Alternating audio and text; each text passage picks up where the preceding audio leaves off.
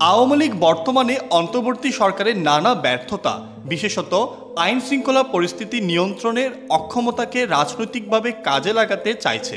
তাদের বিশ্বাস, এতে মাঠে ফেরার পথ কিছুটা সহজ হতে পারে।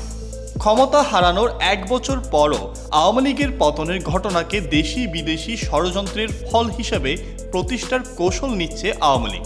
দলটির শীর্ষ পর্যায়ের বক্তব্য অনুযায়ী জুলাই আগস্টের গণ আন্দোলনে শেখ হাসিনা সরকারকে বিদেশি প্রভাব ও অভ্যন্তরীণ বিরোধী জোট মিলে উৎখাত করেছে এমনটা দাবি করেন।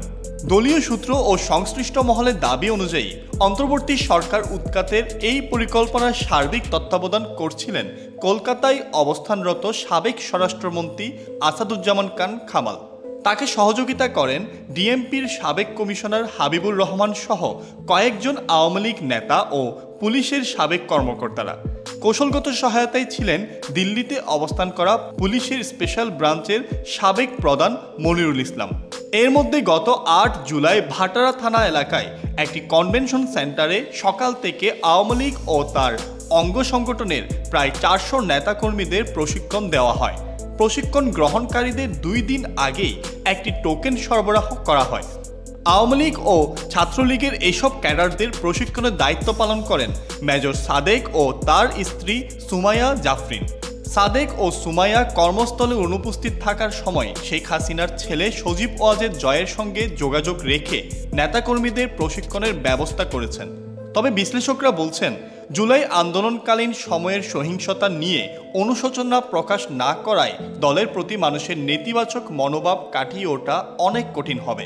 লেখক ও রাজনৈতিক বিশ্লেষক মহিউদ্দিন আহমেদ মন্তব্য করেছেন, অনুশোচনা ছাড়া আস্থা পুনরুদ্ধার সম্ভব নয়। বাস্তবতা বিবেচনা করে কৌশল নির্ধারণ করা দরকার। আওয়ামী লীগের সাংগঠনিক চিত্র এখন জটিল। শীর্ষ নেতৃত্বের বড় অংশ বিদেশে, ভারত, যুক্তরাষ্ট্র ও যুক্তরাজ্যে আশ্রয় নিয়েছে। দেশে থাকা নেতারা গত ১ বছরে আত্মগোপন থেকে বেরিয়ে আসতে পারেননি। এমন পরিস্থিতিতে শেখ হাসিনা ভার্চুয়ালি জেলা উপজেলা পর্যায়ের নেতাদের সঙ্গে যোগাযোগ রক্ষা করেছেন। সম্প্রতি তার ছেলে সজীব ওয়াজেদ জয়কেও রাজনৈতিকভাবে আরও সক্রিয় করা হয়েছে। দলের অভ্যন্তরের ধারণা, জয়কে সামনে রেখে ভবিষ্যৎ পরিকল্পনা সাজানো হলেও নিয়ন্ত্রণ শেখ হাসিনার হাতেই থাকবে। ডক্টর ইউনূসের নেতৃত্বাধীন অন্তর্বর্তী সরকার ফেব্রুয়ারিতে জাতীয় নির্বাচনের প্রক্রিয়া শুরু করেছে। আওয়ামী লীগ অভিযোগ করছে, নির্বাচনে তাদের সুযোগ দেওয়া হচ্ছে না। তারা মনে করছে সমর্থক গোষ্ঠীর ভোট বাদ দেওয়ার বিষয়টি দেশি বিদেশি পর্যায়ে বড় ইস্যু হতে পারে। তবে বাস্তবে মাঠের রাজনীতিতে আওয়ামী লীগের উপস্থিতি নেই বললেই চলে। গোপালগঞ্জের সাম্প্রতিক সহিংসতায় স্থানীয় নেতাকর্মীরা প্রতিরোধ গড়লেও পরবর্তী ক্র্যাকডাউনে ১৩টি মামলায় ১৫,০০০-এর বেশি আসামি হওয়ার পর সেখানেও সংগঠনের গতি থেমে যায়। বিশ্লেষকদের মতে শুধুমাত্র অন্তর্বর্তী সরকারের ব্যর্থতার উপর নির্ভর করে রাজনৈতিকভাবে টিকে থাকা সম্ভব নয়। কারণ দীর্ঘ শাসনামলে দমন নীতি, নির্বাচন প্রক্রিয়ার ধ্বংস এবং প্রতিষ্ঠানগুলোকে দলীয়করণ, এসব বিষয় মানুষের মনে গভীর ক্ষোভ তৈরি করেছে। এছাড়া সুবিধাবাদীদের ভিড়ে দল ও সহযোগী সংগঠনগুলো সাংগঠনিকভাবে দুর্বল হয়ে পড়েছে। আওয়ামী লীগের অভিযোগ, অন্তর্বর্তী সরকার ও সক্রিয় দলগুলো মিলে একতরফা নির্বাচনের পথে এগোচ্ছে।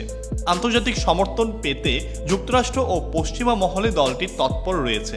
তবে রাজনৈতিক ময়দানে ফিরে আসতে হলে আত্মসমালোচনা, সংগঠন পুনর্গঠন এবং জনগণের আস্থা পুনরুদ্ধারের মতো চ্যালেঞ্জ মোকাবেলা করতে হবে। আপনার কি মতামত?